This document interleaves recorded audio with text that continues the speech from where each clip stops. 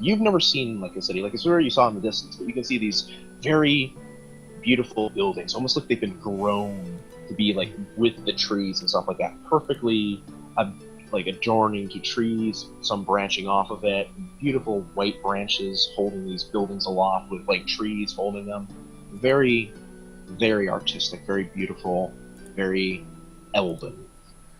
As you walk down the thing, Morty, you see Quilith returning from her thing as you kind of like nod, but you kind of double take as you see a rather robust elf walking with a cloak on him next to her, kind of close, but not like something. I need you to roll perception.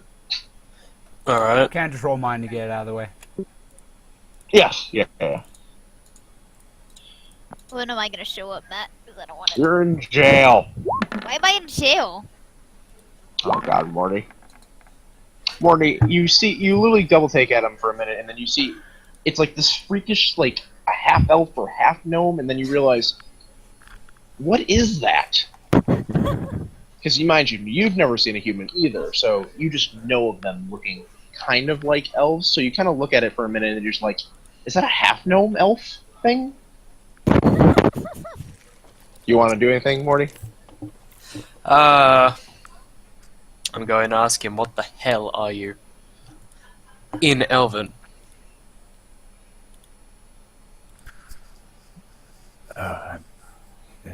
An elf like you.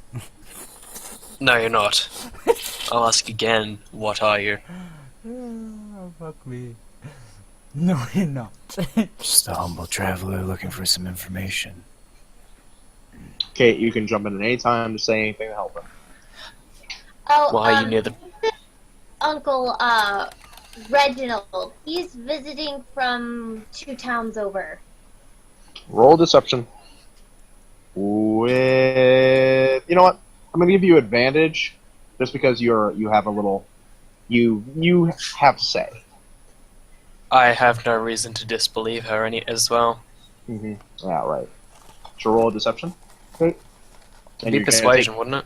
Oh, persuasion. Yeah, it's persuasion. Yep. So you'll take the higher of the 2.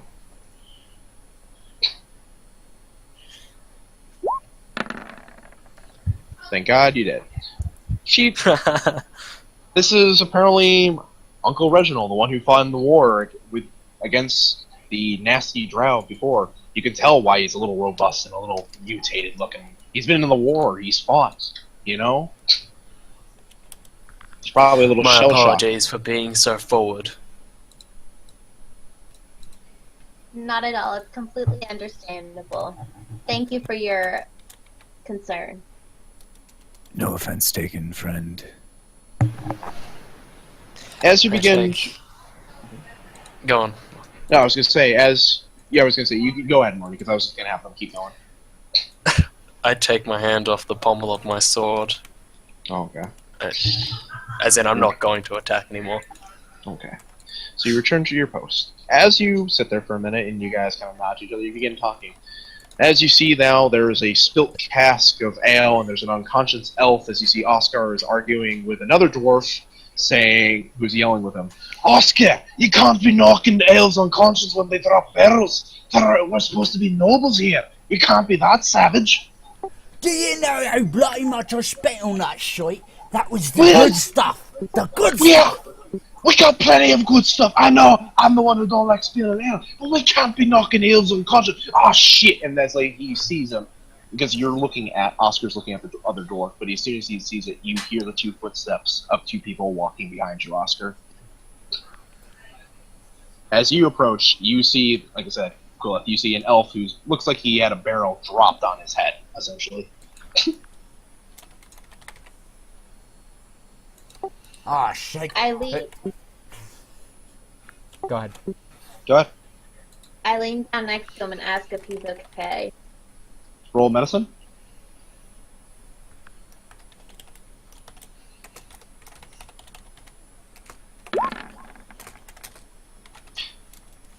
As you look at him, you can see that he's definitely suffered a blow, and he's just kind of sitting there and he kind of groans, but he's fine. He definitely took a blow to the head, kind of thing. Not like major, but, you know, he's going to be out for a little bit. As you kind of sit him up, leaning against the side of the wall kind of thing, and now you turn your attention towards the two dwarf.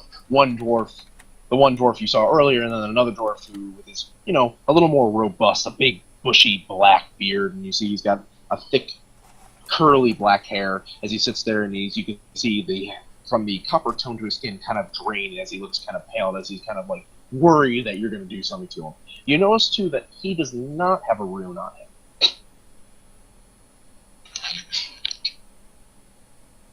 The unconscious one does not have a rune? No, the elf, it was an elf that was unconscious. There's two dwarves. One's Drip and one is the other one. Who the other dwarf is, was another helper who's delivering it, but he does not have a rune on him. Drip does have the rune on him. What's the general... You can roll an Arcana check, actually. Sorry.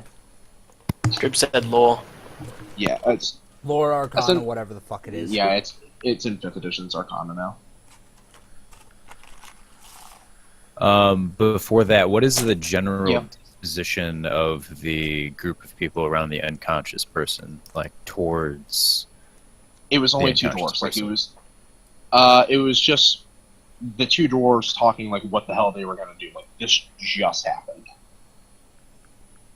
but you don't see there doesn't seem to be a lot of people. It seems like everyone is gathering for something, which you have no idea about.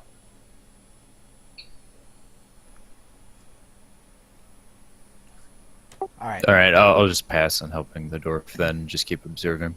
Okay. So as I hear the footsteps coming up, I spin around on the spot and go, Oi! He fucking dropped it on himself. Oh, it's the little lass. right. Hey, what the hell is that next to you? Is that a fat elf beard elf? No, that's one of them gnomes. That's a big gnome. Look at it, it's got the gnomish ears.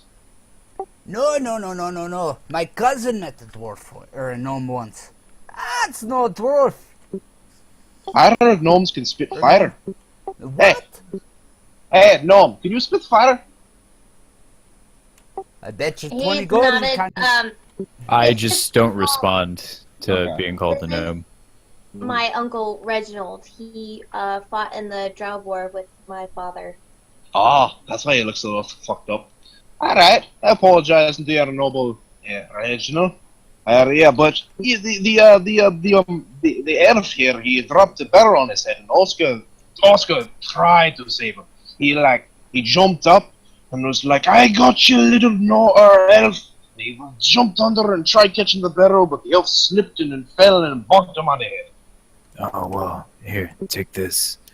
I reached into my bag, into my alchemist supplies, and I pull out the strongest, most potent smelling herb in there to run under his nose like smelling salts. So you sit there and you rub the herb in front of his face for a little bit, and as the elf kind of, you see he's coming to, and he kind of looks to you, and he blinks for a second and goes, "Oh, Master Reginald's visiting. Good." And he kind of slumps over a little bit. And you hear a few more footsteps. A few more elf crew workers come down, and they go, "Ah, Cyphus. Was he getting in the Dwarven Ale again? He might have." As he glances to you two. "We'll take him to his chamber so he can recoup before the party happens, of course. We are sorry, Mistress Quillith," as they help the elf kind of stand up, and as he sees it, he kind of glances back to you, Cicero, and you see him mouth the words "thank you" in Elfin. As you see him kind of help him back. I nod. As they lead him away, Oscar shouts out, And keep him away from me, ale! Bastard. Oscar, I'm gonna go and load the rest of them from the rest of the little worms we got. And then you're gonna keep the rest in here and whatnot. Why don't you go get yourself acquainted with some of the guests or whatnot, or, whatever the hell you want to do. I'll finish up the rest of it. You've been working all morning. I'm here for business, not pleasure. Ah, fuck it. You Fine, need to have fine. some pleasure. It's a party. And he sees him. He walks down the steps towards where you guys were dropped off by the dragon. So leaving Oscar with you two right now. Well, you seem pretty pent up with some stress. I think you should deserve some pleasure. Oi! You want me to box you in the mouth too? Lord Lady or what? I will get ya. You'll have to catch me first. You really want to try me, lass? As his palm starts crackling with energy. Mm-hmm. You're a little taken back because you've seen elven wizards before, but you've never seen a dwarven, quote-unquote, wizard. Especially not being able to read a spell off of his back of his, reciting a spell. This one's doing it without reciting. Even with my class background? You know immediately that this is a sorcerer. Okay. A sorcerer. This is a dwarven sorcerer. You can smell the arcana coming right off of them. I was going to say, if I can't tell who the witches are, I'd be the worst witch hunter ever. No, you can smell the magic coming off of them. Okay. The thing is, you sit there and you notice that there is a very hint to it, a very metallic, like pennies almost, as you realize his power comes from his bloodline. Essentially, he has dragon blood in him. You can smell. And you notice that metallic dragons are friendly. Which you know that. So you're not like worried, but you're just like, oh, he's a magic user. Bah! You're not worth my time. Let's get a move on. I need to drink something. What do you want to do, Kate? Now, I was gonna point you towards the brothel, but now... There isn't a brothel. There isn't a brothel. It's an elven city. It's a nice place to live. There are whores. I mean, we don't know if Sebi's there or I know. Wouldn't there be a pleasure house though? Like it's not a brothel, but it's like it's called a bathhouse. all right. Oh. Lesbian elf bathhouse. Mm-hmm. That doesn't sound very fun. But anyways,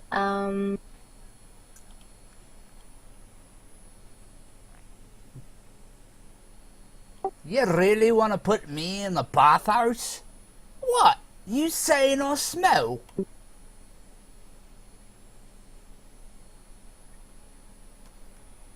no. But... I avoid eye contact. sure do look like you need a bath. And you look like you need an ass whooping. But that's not for me to decide. Come on, fat elf, beard elf. Let's go. I just continue following, taking everything in. So you start walking in, Quillith, as you guys start walking down these winding staircases and beautiful hallways, beautiful archways and scenery. Like I said, Griff, you haven't seen a pretty place like this in a while, kind of thing, with a lot of growth. You're a little, I won't say disgusted, but, something inside of you, deep inside, is kind of like, this is okay. And then your dwarven side kicks in, and you're just like, where am I going to get drunk? As you continue walking down the pathway for a little bit, you see